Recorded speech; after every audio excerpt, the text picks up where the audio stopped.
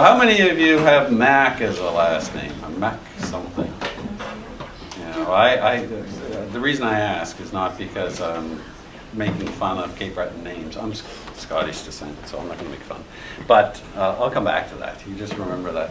So, my name's John Calder, and I was once your age, believe it or not, and fascinated by stories of discovery, of prehistory, of dinosaurs and other things.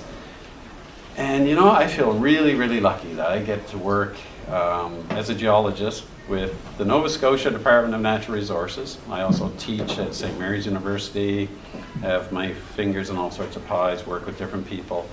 But I get to actually explore, sometimes I get to explore the ancient world, and sometimes I'm part of discoveries, and it is just the best. It's the best thing possible.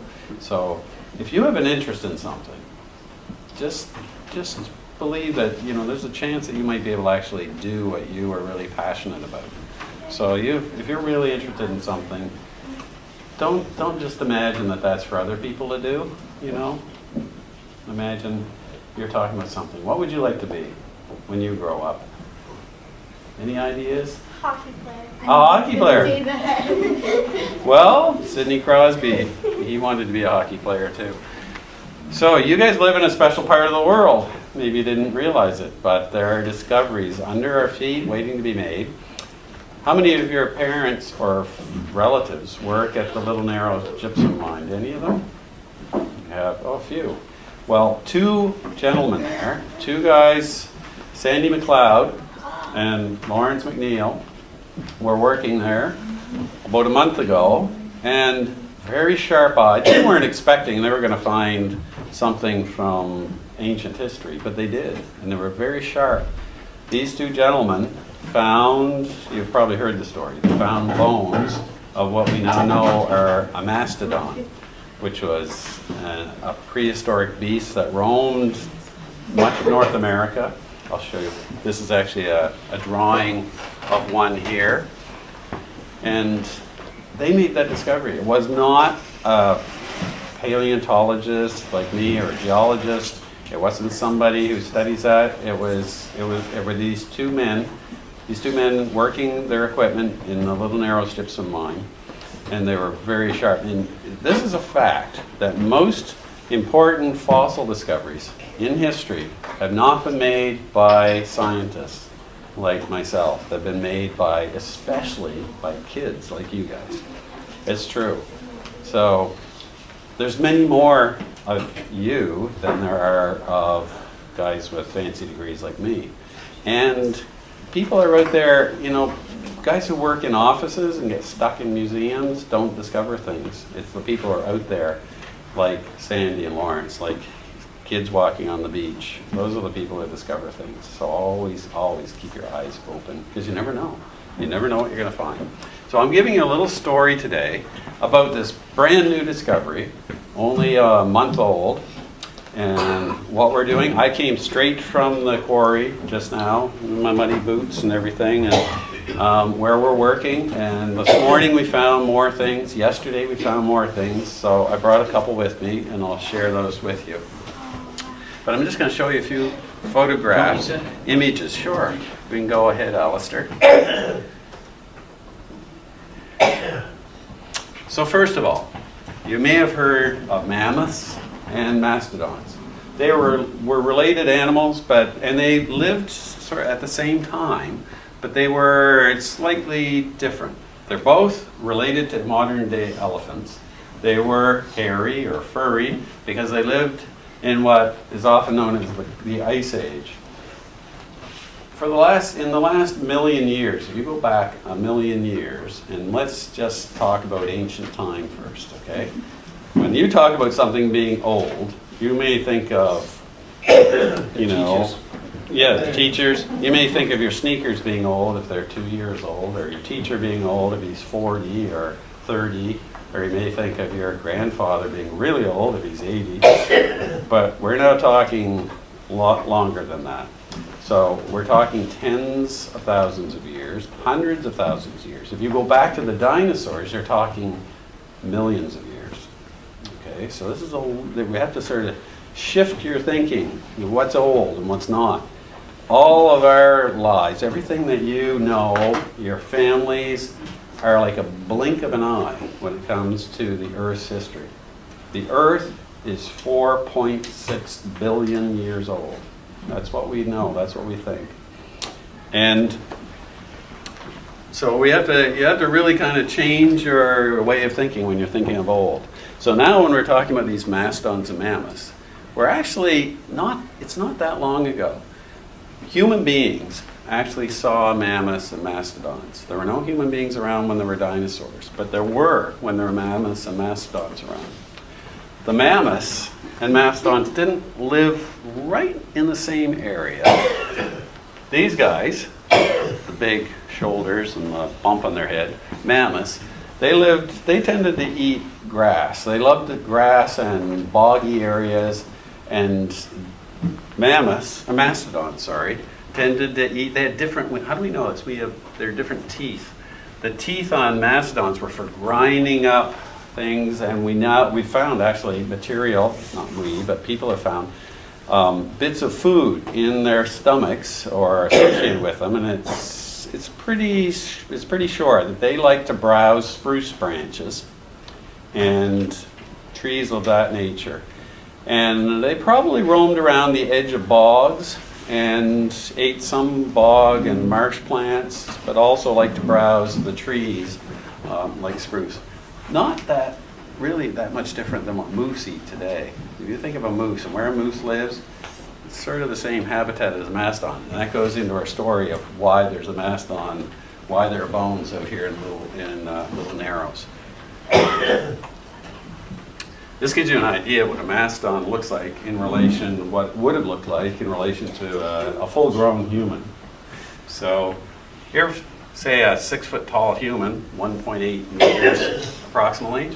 The mastodons were about 3 meters high at the shoulders. So they would have had a hard time not hitting the top of this classroom. So if you picture a beast that would have been as tall as this room is, that's what the size of a mastodon. It's pretty big.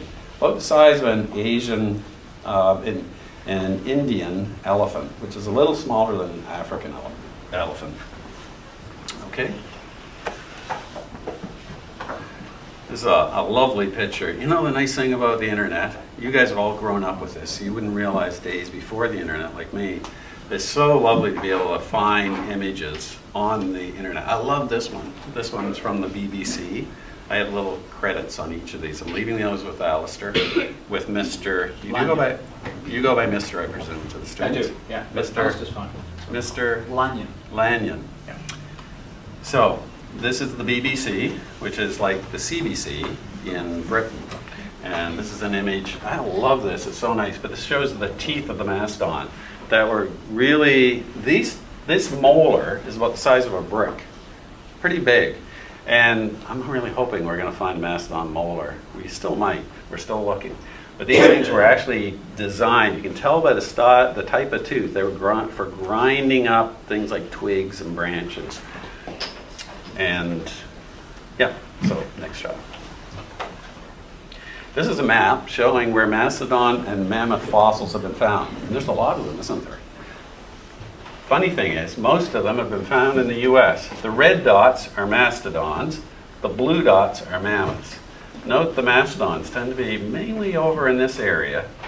And if you click it once more, I think, yep, boom, we're on the map now, right here. Okay, so there we are. But notice that, there's probably more blue dots than red, I would say.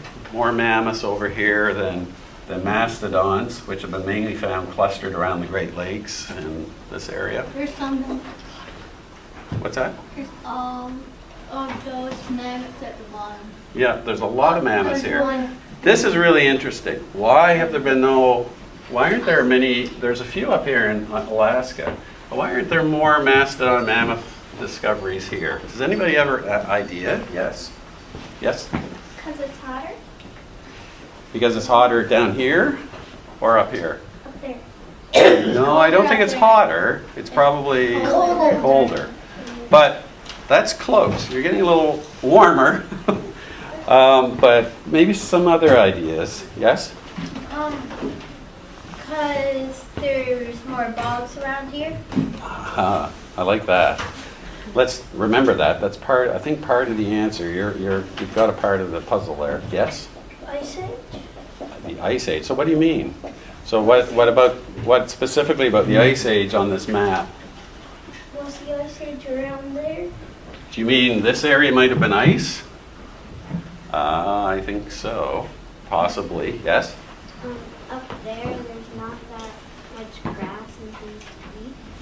And where they are there's more grass to eat. You guys are really brilliant because you're all putting this together. Now, I don't have the answer here. This is what geologists and paleontologists do. We work with bits of evidence and then we try to interpret it, make sense of it, and which is what you guys are doing. So I've done the same. I would think there's some other reasons. There's another reason too.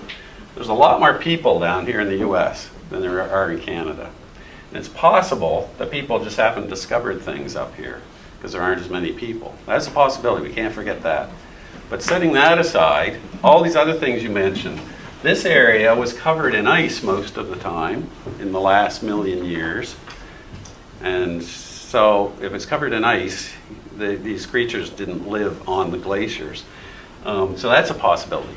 And they did, like the mammoths, like grasslands, which were more common over here.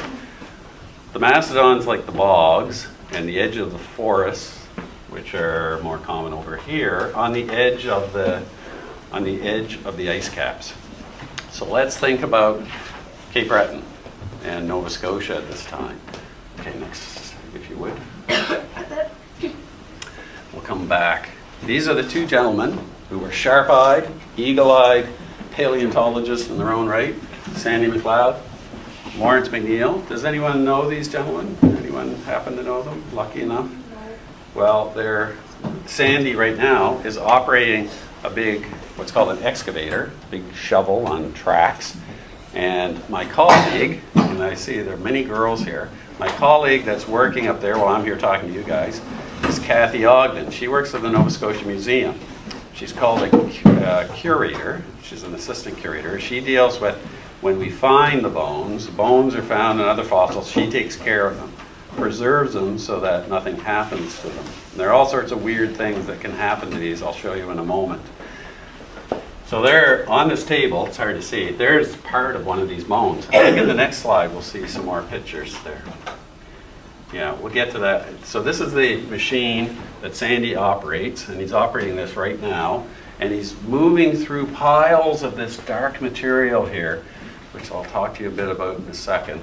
That's the material that contained the bones. And he's sorting through it now, and we're looking and looking and looking.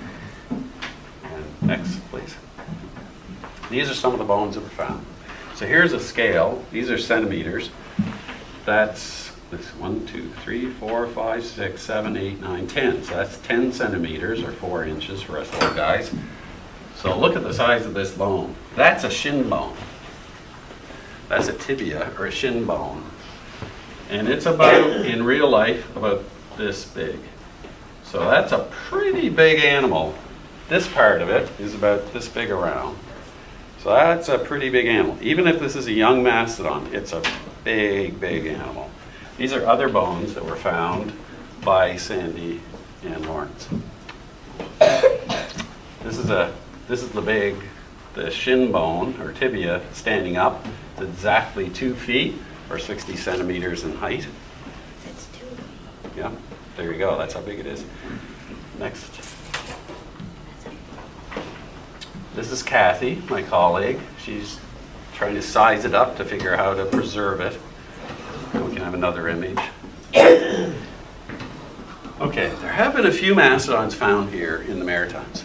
The most famous was found in New Brunswick. It's called the Hillsborough mastodon. It was found many years ago. And it's been reassembled in the New Brunswick Museum. Now we're hoping to find bits and pieces of this mastodon. This is probably the part that we found. And we have some rib bones and various things. We may not be lucky enough to find it all. I don't think we are going to find a full skeleton. We're going to find parts of this creature that got stuck in this terrible situation tens of thousands of years ago, which we'll talk about in a moment.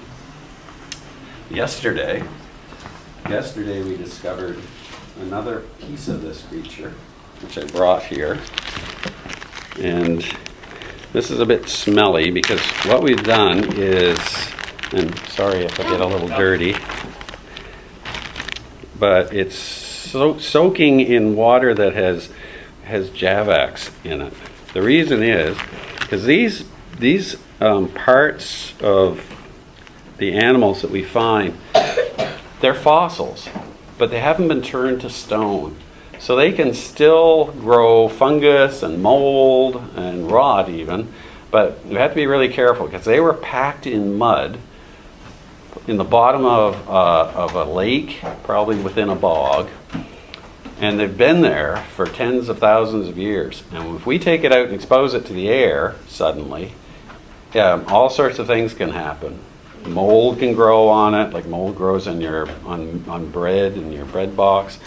All sorts of things. It dries out and it'll crack and can fall apart. So I'm just going to show you this briefly. Because it's kind of stinky and has Javax on it, I'm going to just walk around with this and show you. And you can see on the inside of the bone where it's broken, you can see the marrow of the bone. See the structure there on the inside? So this is probably part of a rib of the mastodon that was found just yesterday. Yeah, it looks like an arrow bar, doesn't it? It looks like an arrow bar. That bubbly structure in the middle is called the marrow. That's where the marrow of the bone is. That's not to touch it because your finger will get kind of smelly. But it looks like a rib. It is. I think. I'll look around to you folks. I thought it too. looked like a tooth. It does look like a tooth, but the teeth of a mastodon weren't fang-like. You're thinking like of a T-Rex dinosaur or something, or a tiger. Yeah, they were shaped like a brick and they ground, just like our molars, like you grind things with your molars. Yeah, it does look. I thought it was a stick first, but see the marrow of the bone. That's the inside of the bone.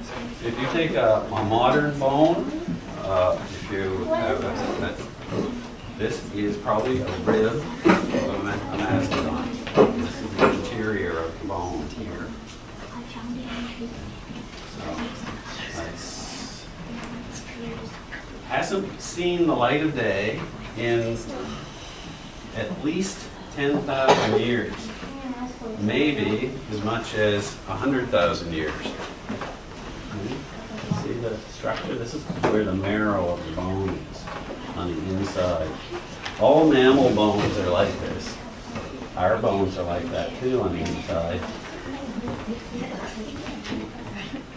Yes, it does look like an arrow bar. So the next time you guys have an arrow bar, you think of our mastodon. I'm not going to eat it. I think the inside of the arrow bar is better than that.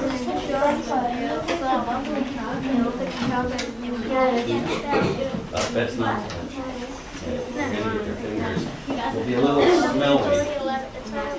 No. This is the inside. We haven't done that yet. Bring that up if I forget. Will you? Ask me about that. You guys back here on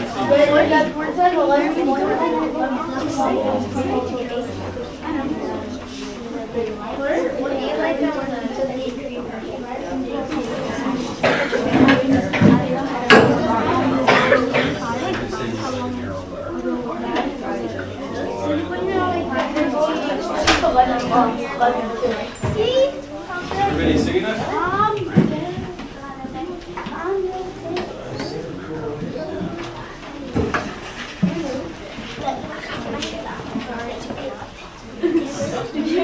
I feel like this is communion at church. Yeah, we're sharing the Mastodon bone. So is there any still recent enough that they're able to get the DNA or? Yes. So your teachers asked me about Well, it is possible to get DNA. DNA testing is very expensive. I haven't explored that. We would want something very pristine. But there's another thing that we are looking into, and that's what's your name? Rayvon. Rayvon? Is it Rayvon? Yes, sir. Rayvon asked me about carbon-14 dating. Now, carbon-14 dating, your teacher maybe can explain this to you in more detail later, but carbon-14 dating is a way we have of measuring the age of something that was once living. It's good for till about 50,000 years ago. It wouldn't work for dating a dinosaur fossil, for example. Dinosaurs went extinct about 67 million years ago, so it wouldn't help us there. But with something like this, it could. And it could tell us exactly how old it is. So we're really hoping that that'll be the case, that we'll be able to find out exactly how old this is. We also found other stuff that we hope to do carbon-14 dating. And this is a piece of wood that was buried with the Mastodon, and I'm going to leave it here with you guys in your school. Okay? So it's pretty special. So you can see how everything is packed around it. Looks like caramel. So this is the piece of wood, and that piece of wood is somewhere between 10 and 100,000 years old. 10,000 years old, not 10 years. 10,000 to 100,000 years old. I'm surprised it's all together. Is that caramel on it? No, it's not caramel. This is sandy sediment that's stuck to the rock. And I'm going to leave that for you guys. So you guys will be able to look at that later. But that's we're finding all sorts of wood. Today we found a piece of wood that has insect borings in it. These are tens of thousands of years old. So we'll be able to know what kind of insects were eating the wood. So we're starting to put together a picture of the environment. We talked about grasslands, the bogs. We're going to start to put together a picture of what the vegetation was, what kind of animals there were. We may find things like beetles, and we found peat deposits. So we're going to find, we may find all sorts of interesting things besides the Mastodon itself to sort of reconstruct that world. Okay, a little tough to see this with the brightness, but these are the piles of material that the company, these guys are really, really sharp. I'm so impressed with the gypsum miners and the guys that work there in the company.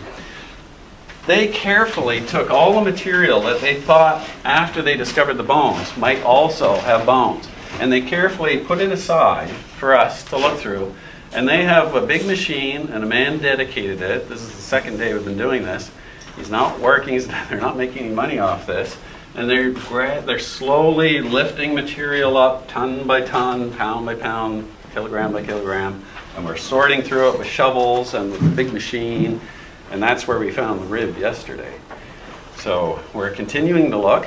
Kathy, my colleague's up there right now, right while we speak, maybe discovering new things. Just, when I go back, I'll be continuing. Okay, next picture. All right. So how does a mastodon get fossilized? And why is there a mastodon here in Little Rivers, Little Narrows? Well, I talked about this morning on CBC. I was talking to Steve Sutherland in Sydney here. How do you trap a mastodon? Well, it's interesting. You know those dots? Okay, if somebody has some ideas, let's just hear those in a second. This is a very famous spot, but it's very unusual. This is a place in Los Angeles. It's actually right in the middle of Hollywood. It's called the La Brea Tar Pits. And these creatures got actually mired, a huge number of creatures got trapped in these tar pits. This is unusual. It's the only place I know of quite like that. That doesn't explain how most of those dots appeared, why the Hillsborough Mastodon in New Brunswick was found, why the one at Little Narrows.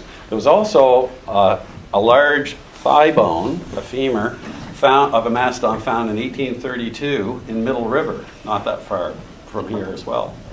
And if you've ever driven to Halifax, you may drive by Stewiacke and see a model of a mastodon up there on the hill. Yeah. Another fossil mastodon was found above a gypsum mine in Milford, in that area. Oh yeah, Yeah. So That's right by my house. why is it that these things are getting found near gypsum? Now, just let me give you some information.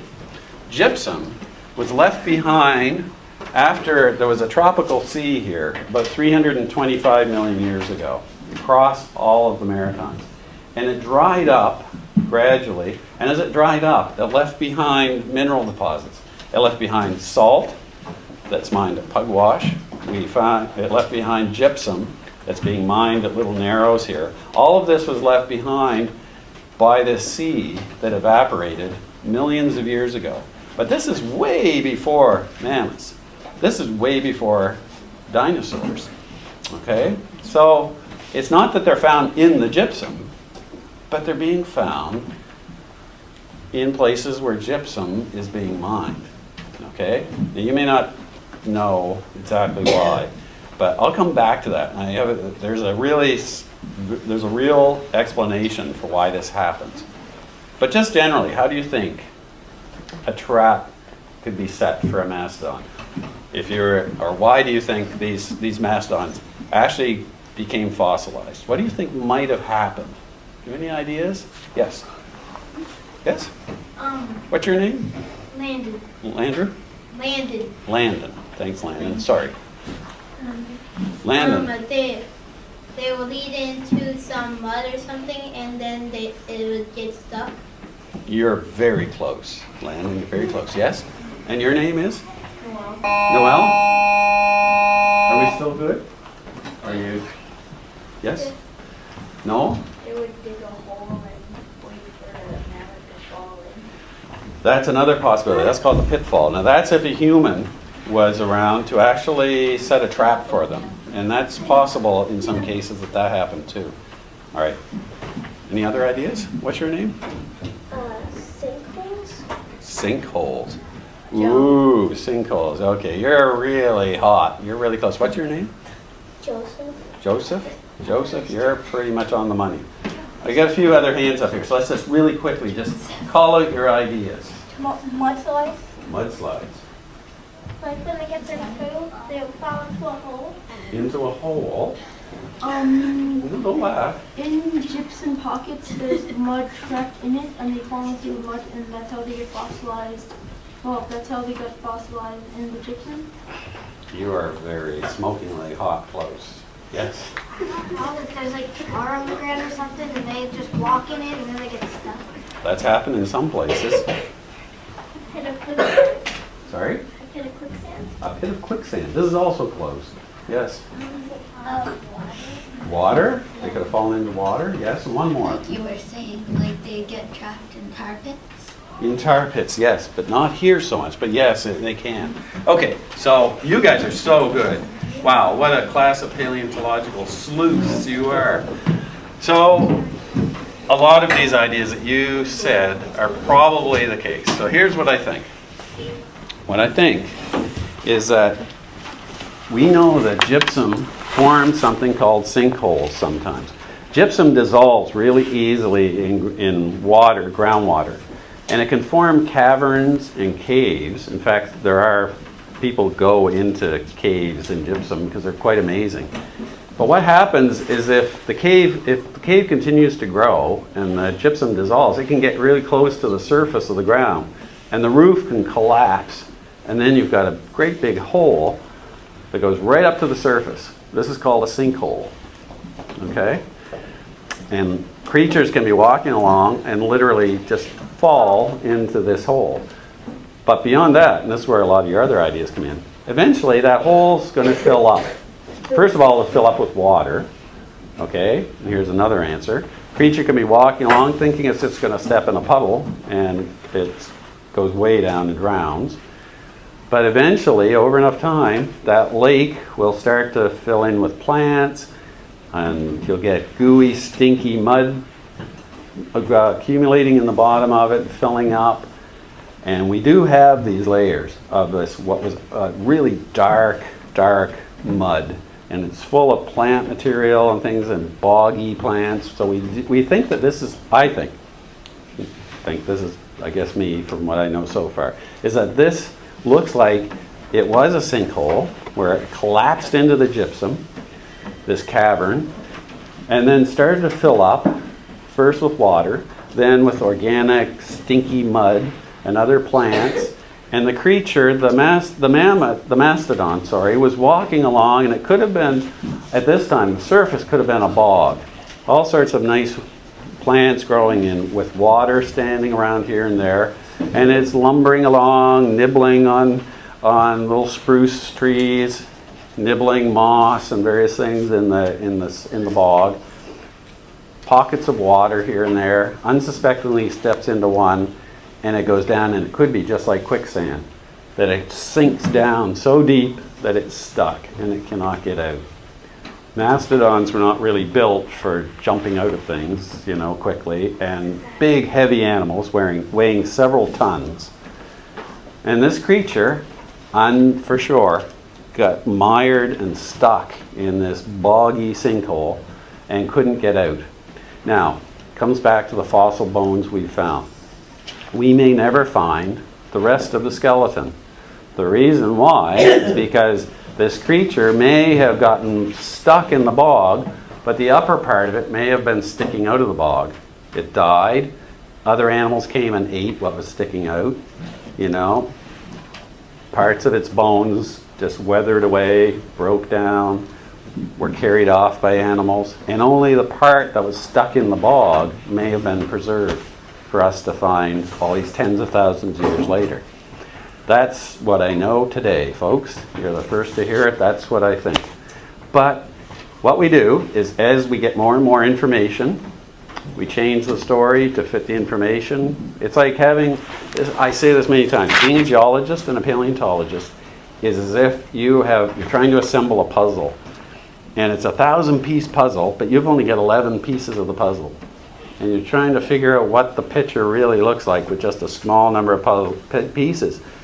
You might find one more piece of the puzzle that shows you something really, there's sky there, or there's water, or there's something, and it helps you.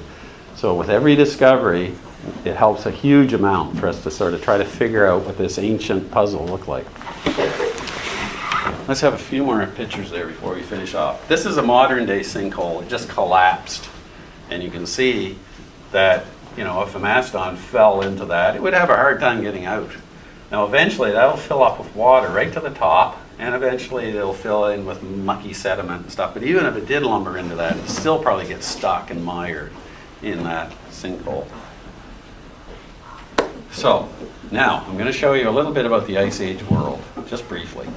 This is a map, a reconstruction of the world about 18,000 years ago, when there were mastodons like the one here at Little Narrows living. And notice how much ice there is over this area. In fact, 18,000 years ago, most of Cape Breton and Nova Scotia was covered in ice. But then it started to melt, and next slide. Of course, today, that ice has melted and retreated way back, so it's only over Greenland and the far north, in the north. Next slide. But this shows you how that ice disappeared and how quickly. So, about 23,000 years ago, we were totally covered in ice here. About 21,000 years ago, the ice starts to melt. Now, because there's so much ice on the land, that's water that's frozen, there's a lot less water in the oceans. And the oceans, the sea levels were way lower than they are today. Areas that fishermen now fish, like the Grand Banks, George's Banks, these areas were actually grasslands. Sometimes the fishermen actually pull up mastodon molars and things from out here when they're fishing in what was once, 21,000 years ago, grasslands. As the ice continued to retreat, other areas, the water started to rise up. These areas out here started to go underwater. We ended up with parts of still ice in the highlands and other places around the Maritimes and over the Gulf of St. Lawrence. But by about 10,500 years ago, the ice was gone. And it's about 10,500 years ago, next slide, that other creatures disappear too. Now, some of the creatures that were found here, these are all creatures that have been found, especially by fishermen offshore. But they've been found. Walrus, narwhal, caribou, all lived right here in Cape Breton about 10 to 20,000 years ago. Next slide. And we're going to come back to what happened to the mastodons. We're going to wrap up here.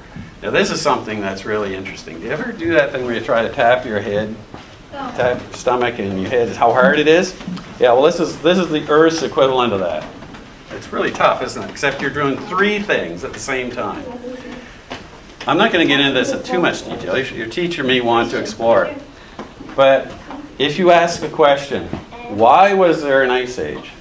Okay, I teach a subject called global change at St. Mary's University. This is one of the things we learn and we talk about. Why were there periods of ice ages in the past? It's very complex, but one of the reasons is that there are natural cycles in the way the Earth circles the sun, orbits the sun, and the way that the Earth moves on its axis. Okay, and there are 3 things. And it brings the Earth closer to the sun. What happens when the Earth's closer to the sun? It gets warmer, hot. When the Earth's away from the sun, it gets colder and the ice caps grow. Okay, so there are 3 things that bring the Earth close to the sun and further away. And when it's further away, that's when the ice ages tend to form. The 3 things are that the Earth doesn't actually orbit the sun in a circle, but in a football-shaped thing called an ellipse. It goes far away, gets colder, comes in close, gets warmer, etc. That happens at about 100,000 years and 400,000 years, every 100,000 years. The other thing it does is it leans into the sun, it tilts in and it tilts back about every 40,000 years. Okay? So you now try to picture going around and also doing this. Third thing it does is like a spinning top. When a top slows down, it starts to wobble. And if you think of the wobble, if there was a laser pointer stuck on the top of the top, it would make a circle in the sky. That's called, well, it has a fancy name called precession. But it's this Earth's wobble. That happens about every 20,000 years. So the Earth's wobbling around. It's also leaning as it wobbles. And it's going around the sun in this funny orbit. That must be hard. Try to do all 3 of those things. You might have an exercise in class. But when those things all line up together, the Earth's leaning away from the sun, and it's far away from the sun, the ice caps grow. And that's probably why the ice caps grew here, and they're melting since. Now, what humans are doing with driving our cars around, burning fossil fuels, that is adding to how fast the Earth's warming. Absolutely. But this is also part of the story. Next slide. That's what it looks like when you combine all of these 3 things. It's pretty complicated, but scientists have been able to figure out that these hot and cold times of the Earth actually match the ice ages almost precisely. Yes. Next slide. It's a little more than, this is right out of my university class, so next one, that's kind of repeating. So, I love this. This is an image from Indiana State Museum. I love it because I think this probably paints a picture closest to any I've seen of what it was like at Little Narrows, here in Whycocomagh and Little Narrows, 10,000 to 100,000 years ago. So, what happened to the mastodons? Why aren't they still here? Thomas Jefferson, who was one of the first presidents of the U.S., when the first mastodon skeleton was found in the U.S., figured that somewhere out there in the wild west of the U.S., mastodons still roamed, and they would be found. We now know that's not true. We now know that they have gone extinct. They're no longer here. Extinction is forever. Once an animal goes extinct or a plant, it's not coming back. So what happened? They went extinct about 10,500 years ago. Now, does anyone have any ideas? There's kind of 2 main competing theories that scientists have about why they went extinct. Does anyone have any thoughts? I know you guys do. Yes? Men killed them and people killed them. People killed them, hunted them into extinction. That is one of the ideas. Yes? They fell into really deep holes. Well, that takes care of individual ones, but it probably didn't kill all of them. But it is why some of them died. Yes? Maybe because of the Earth, how it's like getting warmer and warmer, they didn't have as much food or... You guys are amazing. Really, seriously. that they come up with the ideas. They're- Bingo. They weren't used to their habitat. These folks, I'm sorry I didn't get to you first, because these two guys have the competing ideas. Yes, you had another one? No resources. No resources. Well, that's the similar thing. Guys, just an interest. I could stay here all day, but I got to get back digging and working and making helping my colleague Kathy. The two main competing ideas are, and I don't think they compete so much, is that humans. We know that the first people here, the Mi'kmaq, and their descendants, they were here when and all around North America, the First Nations people were here. And we know they hunted the mammoth and the mastodon. Some people say they were hunted into extinction because about the same time that we know that the First Nations are here, we see the mastodons and mammoths going extinct.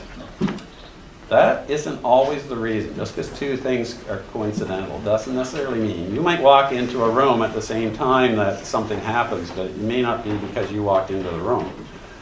So there's another reason, I think, is what you said. The Earth is changing so much. At 10,500 years ago, the ice cap started retreating rapidly back to the North Pole and to Greenland. And the Earth changed, I think, so fast that the mastodons and mammoths couldn't keep up. We see this today with creatures going extinct and dying out, especially as the Earth warms now so fast. Combine that.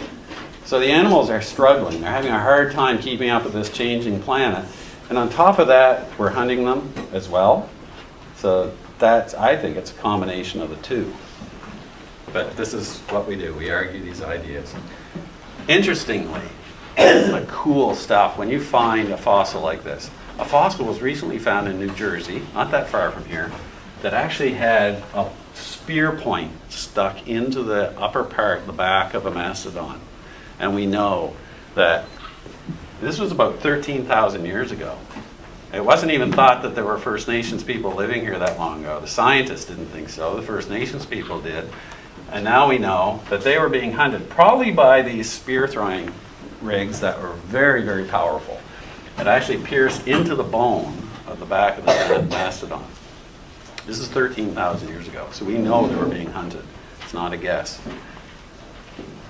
So were they the Clovis people or the... This is possibly even earlier than the Clovis people.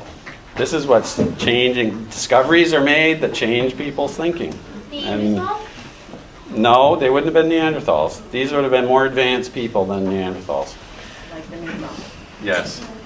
So, their world changed very quickly.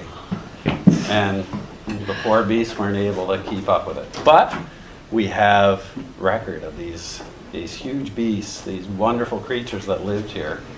You guys are lucky because you, nearby in this area, have the record of one of these great beasts right in your backyard. That's pretty cool. And the people who live here are the ones who found them. I'm coming up and studying. No, I found a rib, but I didn't find the main part. That's not why I'm here, because other people made this discovery. And that's pretty cool. Yes? I live right across from the Narrows. Do you? Just think, you live right across from Blue Narrows. Where you live, mastodons roamed. That is pretty awesome, I think. Well, you guys have been really, really tremendous. I'm really impressed with the ideas that you have, that you come up with, the way you can think. You're awesome. So you should give yourselves a big round of applause. Okay?